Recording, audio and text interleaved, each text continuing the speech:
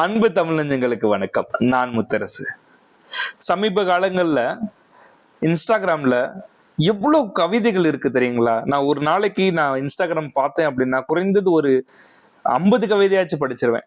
அவ்வளோ கவிதைகள் என்னுடைய கண்ணில் பட்டுக்கிட்டு இருக்கு. அது மட்டும் இல்லாம நிறைய நண்பர்கள் தனக்கு பிடித்த கவிதைகளையும் சரி, தான் எழுதிய கவிதைகளையும் சரி, ரொம்ப அற்புதமான முறையில பேசி பதிவிடுகிறாங்க.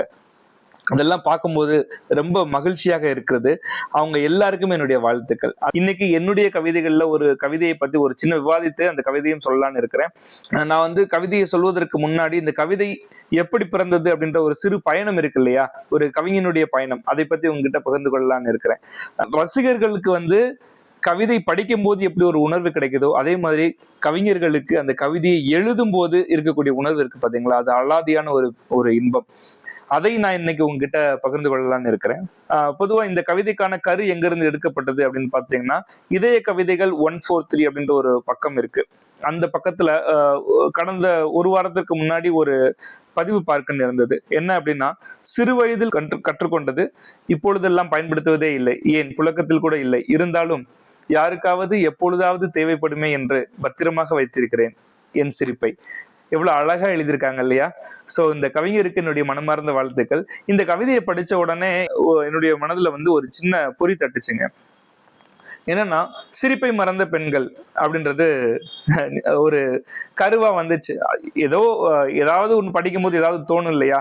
சோ அதே மாதிரிதான் எனக்கு இது தோணுச்சு. இது பொதுவா பாத்தீங்கன்னா, பெண்கள்ல பல பேரு தன்னுடைய சிறு வயதுல தன்னுடைய முதல் பாதியில ரொம்ப மகிழ்ச்சியோடையும் ஆரவாரத்தோடையும் இருந்திருப்பாங்க.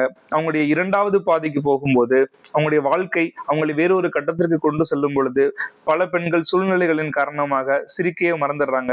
அப்படிப்பட்ட ஒரு கடினமான சூழலுக்குள்ளுமே புக நேருது இல்லைங்களா? சோ இந்த ஒரு சூழலை எடுத்துக்கிட்டு ஒரு கவிதையா எழுதலாம் அப்படின்னு நினைச்சேன். ஆனா இந்த சூழல் என்னுடைய கவிதையில கிடையாதுங்க. அதை நான் முன்கூட்டியே சொல்லிடுறேன். பட் நான் நினைச்சது இது. அது எப்படி கொண்டு போச்சுன்றது நான் உங்களுக்கு எப்படி மாறி போச்சு, மருவி போச்சு அப்படின்றதையும் நான் சொல்றேன். இந்த ஒரு சிச்சுவேஷனுக்கு முதல்ல நான் என்ன நினைச்சேன் அப்படின்னா, பூக்களை, அதாவது பெண்களுக்கு எப்பயுமே பூக்களை ஊமையா எடுத்துக்குவாங்க இல்லையா? சோ அதே மாதிரி முல்லை பூவையும் குறிஞ்சி பூவையும் எடுத்துக்கலாம். முல்லை கொடியெல்லாம் படர்ந்து பூக்கக்கூடிய ஒரு பூ, எப்போதுமே பூத்துக்கிட்டு இருக்கக்கூடிய ஒரு பூ இல்லைங்களா? அதே மாதிரி குறிஞ்சி 12 வருடங்களுக்கு ஒரு முறை பூக்கக்கூடிய பூ. சோ எப்பயுமே சிரிச்சுட்டு இருக்க ஒரு பெண் சிரிப்பை மறந்து எப்ப சிரிப்பான்னு தெரியாம இருக்கிறா. சோ முல்லை மலரா இருந்த ஒரு பெண் தன்னுடைய இனத்தை குறிஞ்சியாக மாத்திக்கிறா அப்படின்னு எடுத்துக்கலாம் அப்படின்னு நினைச்சேன். சரிங்களா? சோ இதை வச்சு ஒரு கவிதையை டெவலப் பண்ணலாம் அப்படின்னு சொல்லிட்டு எழுத ஆரம்பிச்சேங்க. ஆனா நான் எழுத அந்த எழுத்து என்னை வேறு ஒரு களத்துக்கு கொண்டு போச்சுங்க. அந்த களம் ஒரு போர்க்களமாகவே மாறிடுச்சு. அந்த போர்க்களத்தை பற்றிய ஒரு கவிதை தான் இது. அதற்கு முன்னாடி இந்த கவிதைக்கான தலைப்பு, சரிங்களா? அந்த தலைப்பு என்ன அப்படின்னு பாத்தீங்கன்னா, வெய்யோல் அப்படின்னு வச்சிருக்கிறேன். இந்த வெய்யோல் அப்படின்றது தோழி கிறிஸ்டியன் மணிபாலன் அவர்களுடைய பதிவுல இருந்து எடுத்தது.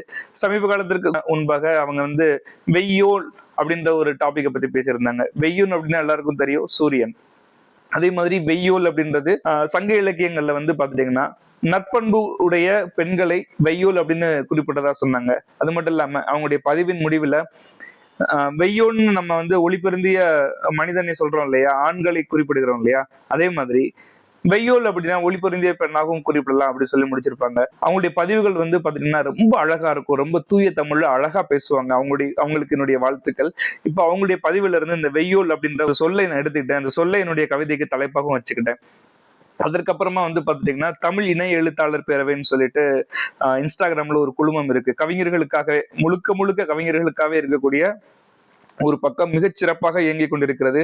கடந்த ஞாயிற்றுக்கிழமை பாத்துட்டீங்கன்னா அவங்களுடைய கவிதை போட்டிக்கு அவங்க வெஞ்சின மகள் அப்படின்னு சொல்லிட்டு ஒரு டாபிக் கொடுத்திருந்தாங்க. வெஞ்சின மகள் அப்படின்னா கடுமையான சினமுடைய ஒரு பெண்ணை குறிக்கக்கூடியது. இதுவும் என்னுடைய கவிதைக்கு பொருத்தமா இருந்தது. அதனால என்னால கவிதையில தான் பங்கெடுத்துக் கொள்ள முடியல.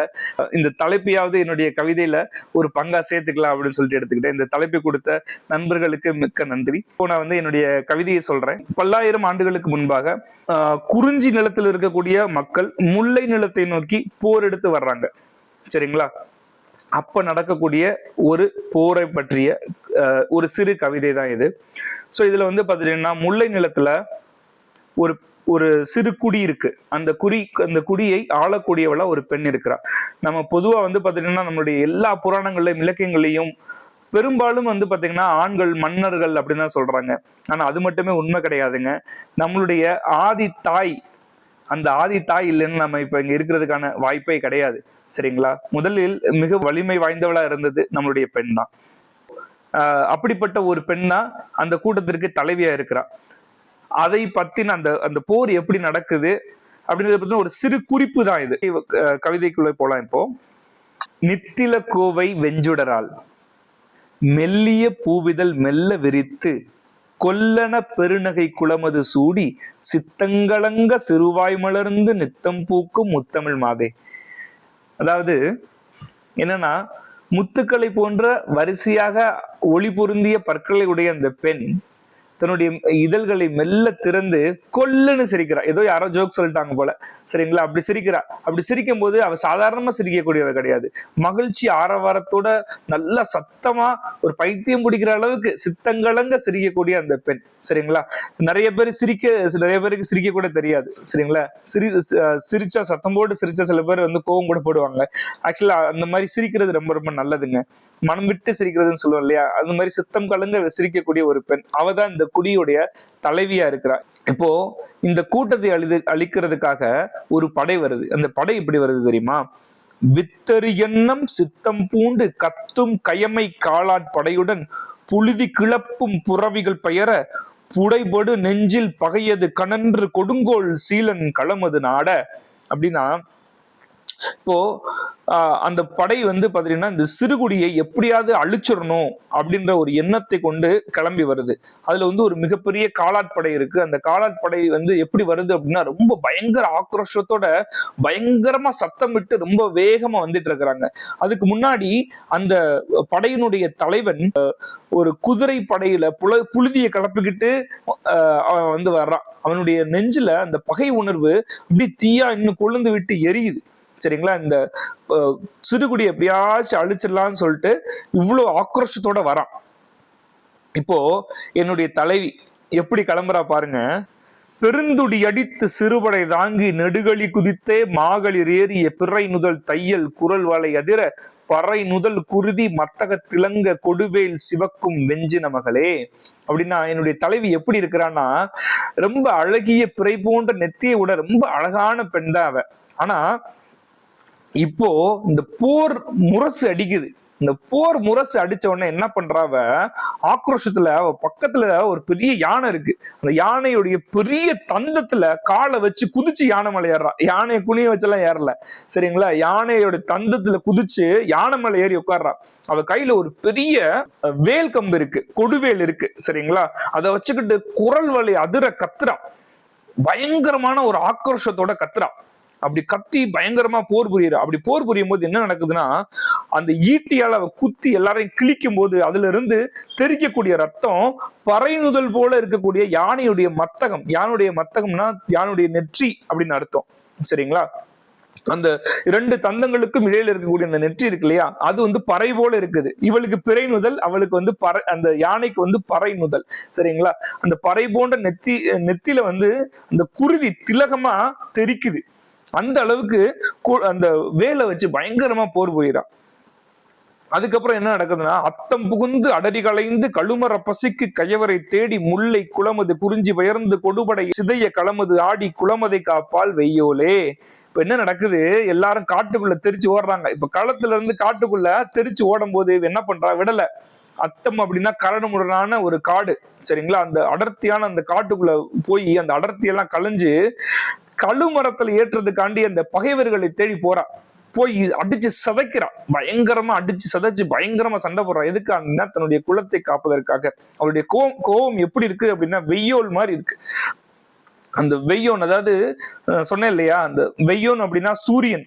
அவளுடைய சினம் வந்து அவ்வளவு பயங்கரமா இருக்கு. சோ அவளுக்கு இருக்கக்கூடிய கோபம் வந்து வெஞ்சினம் அப்படின்றதும் இதுல சொல்லியிருக்கோம் இல்லைங்களா? சோ வெஞ்சினம் அப்படின்றது என்னன்னா, ரொம்ப வன்ஜினம் அப்படின்றதுதான் வெஞ்சினமா மருவி இருக்கு. சோ வன்சினம் அப்படின்னா ரொம்ப கடுமையான கோபத்தோட இருக்கிறாவ. சரிங்களா? கடுமையான கோபத்தோட அவ போரிடுகிறான். சரிங்களா? அவ போரிட்டு தன்னுடைய இனத்தை காப்பாத்துறா அப்படின்னு இந்த கவிதையை எழுதியிருக்கிறீங்க. இந்த கவிதையை தமிழுடைய வார்த்தைகள்ல நான் அர்த்தப்பட்டு கொண்ட வகையில் நான் எழுதியிருக்கிறேன். சரிங்களா? இதற்கான சொற்களையும் வந்து நான் இணையதளத்துல நிறைய தேடினேன். இந்த அத்தம், அடரி அப்படின்றதெல்லாம் நான் இப்போ ரீசெண்டா இந்த கவிதைக்காக நான் தேடி கண்டுபிடித்த வார்த்தைகள். நான் அர்த்தப்பட்டு கொண்ட வகையில தான் இந்த கவிதையை எழுதியிருக்கிறேன். தமிழ் ஆர்வலர்களும் தமிழ் அறிஞர்களும் தமிழை நேசிக்கக்கூடிய மக்களும் இந்த கவிதையை பார்க்க நேர்ந்தால், இதுல ஏதாவது பிழை இருந்தால் தயவு செய்து பொறுத்தருளுங்கள். அது மட்டும் இல்லாம இதுல இருக்கக்கூடிய பிழையை சுட்டி காமிச்சீங்கன்னா அதை நான் மகிழ்ச்சியோடு ஏற்றுக்கொள்கிறேன். என்னுடைய அடுத்த பதிவுகள்ல நான் அதை சரி செய்து கொள்ள முயற்சி செய்கிறேன். இந்த கவிதை உங்களுக்கு பிடித்திருந்தது அப்படின்னா இந்த கவிதையை உங்களுடைய நண்பர்களுக்கு பகிர்ந்து கொள்ளுங்கள். எனக்கும் கொஞ்சம் ஊக்கமாக இருக்கும். நான் மீண்டும் இன்னொரு கவிதையில் சந்திக்கிறேன். நன்றி, வணக்கம்.